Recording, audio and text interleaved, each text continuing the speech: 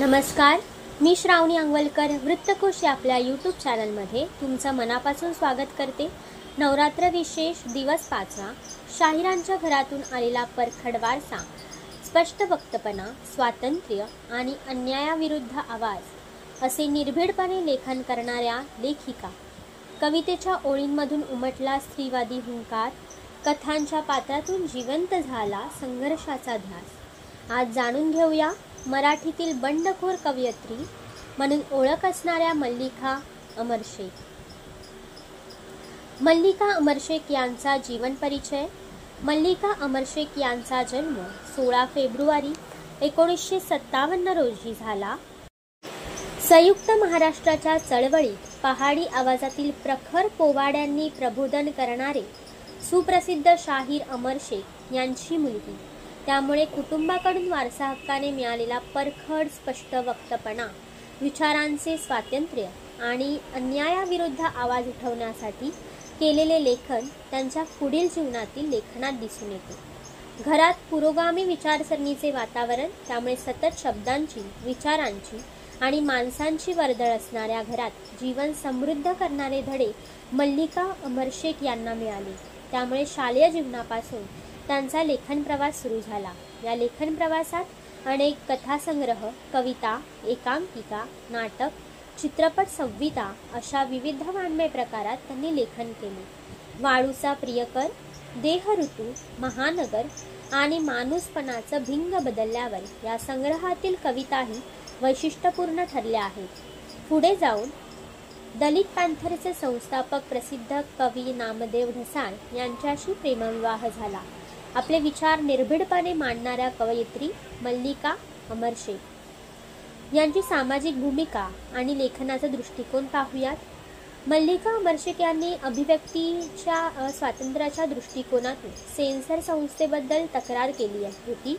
त्यांचे लिखाण सामाजिक, राजकीय आणि सांस्कृतिक यावर आधारित असून त्यांचे लेखन प्रत्येकाला विचार करण्यास भाग पाडते. स्त्री म्हणून, कलाकार म्हणून समाजाच्या, धर्माच्या, जातीच्या प्रश्नांच्या संदर्भात त्यांनी स्वतःचा अनुभव वापरून लेखन केले आहे. लेखनात खुल्या स्वरूपाने दुःख, प्रेम, विश्वासघात, सार्वजनिक आणि खाजगी जीवन यांच्यातील तणाव यांचा समावेश आहे. आत्मनिरीक्षण हाच त्यांचा लेखनाचा मुख्य पाया आहे.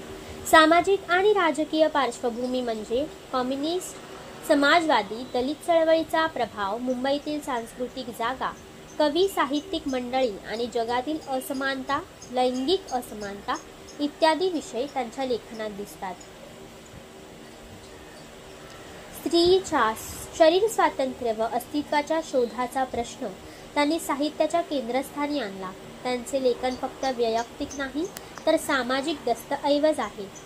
कविता, आत्मचरित्र, कथा या सर्व प्रकारातून त्यांनी अंतर्मनातील अनुभव समाजासमोर मांडले. लेखन साहित्य याविषयी जाणून घेऊयात. वाळूचा प्रियकर 1979, महानगर 1993, देह ऋतू 1999, समग्राच्या डोळा भिडवून 2007, सूर एक वादळाचा 2006, शाहीर अमर शेख यांच्याविषयीचे संपादन मला उद्ध्वस्त व्हायचे 1984, विस्फोटक आत्मकथन, माणूसपणाचं भिंग बदलल्यावर कविता संग्रह. मल्लिका अमर शेख यांच्या काही कथांचा सारांश. वाळूचा प्रियकर. वाळूचा प्रियकर हा कवयित्री मल्लिका अमर शेख यांचा एक प्रसिद्ध कविता संग्रह आहे जो 1979 साली प्रकाशित झाला. 1975 साली सुरू झालेल्या स्त्रीवादी चळवळीचा पहिला मराठी काव्यात्मक उद्गार म्हणून हा संग्रह ओळखला जातो. यामध्ये स्त्रीवादी जाणिवांचा टप्पा हा संग्रह मराठीतील स्त्रीवादी जाणिवांच्या दृष्टीने एक मोलाचा टप्पा आहे. मल्लिका अमर शेख यांनी या संग्रहातून स्त्री म्हणून येणाऱ्या वैयक्तिक आणि सार्वत्रिक अडचणींवर आणि दुःखांवर भाष्य केले. त्यांच्या कवितांमधून स्त्रीच्या घुसमटीतून उद्भवणारा विद्रोहाचा धारदार सूर ऐकू येतो. शरीर सुक्त यासारख्या कवितांमध्ये रज, स्वला संभोग आणि बाळंतपण यासारख्या शारीरिक अनुभवांचे स्पष्ट आणि उपरोधिक चित्रण आहे, जे परंपरेला आव्हान देते. वाळूचा प्रियकर ही प्रतिमा पारंपरिक पुरुष प्रतिमेचा अंत करणारी आहे, जी पुरुषसत्ता व्यवस्थेतील स्त्रीची पारंपरिक प्रतिमा बदलते. मला उद्ध्वस्त व्हायचे हे त्यांचं सर्वात गाजलेलं आत्मचरित्र आहे. यात त्यांनी स्त्री म्हणून आपलं अस्तित्व टिकवण्याचा संघर्ष आणि पुरुष प्रधानतेशी झगडणाऱ्या या गोष्टी स्पष्ट दिसतात. तसेच नामदेव ढसाळ यांच्याशी लग्न झालेलं असताना सुरुवातीचं प्रेम, नंतरचे दुरावे, अविश्वास, हिंसा व बेबंद आयुष्य उघडपणे लिहिलं आहे. पुस्तकात मराठी साहित्य विश्वात हे पुस्तक धाडसाचं प्रतीक मानलं जातं. महानगर हा कविता संग्रह आहे. मुंबईतील शहरातल्या एकाकीपणाचं, गर्दीतल्या एकटेपणाचं, सामाजिक विषमतेचं दर्शन यात आहे. शहराच्या गोंधळात हरवलेल्या स्त्री पुरुषांच्या जीवनाची धूसर झलक यातून दिसून येते. महानगर फक्त जागा नाही, तर मानवी नात्यांचं विस्कळीतपण आहे, हे त्यांनी मांडलं आहे. देह ऋतू हा कविता संग्रह आहे. शरीराचे ऋतू म्हणजे स्त्रीच्या जीवनातील टप्पे, तरुणपण, मातृत्व, संघर्ष, थकवा यांची प्रतिकात्मक मांडणी, स्त्रीच्या शरीरावर लादलेले बंधन आणि तिची अंतर्मनातील ओढ यातून उमटते. स्त्रीच्या अस्तित्वाचा शोध या संग्रहात आहे.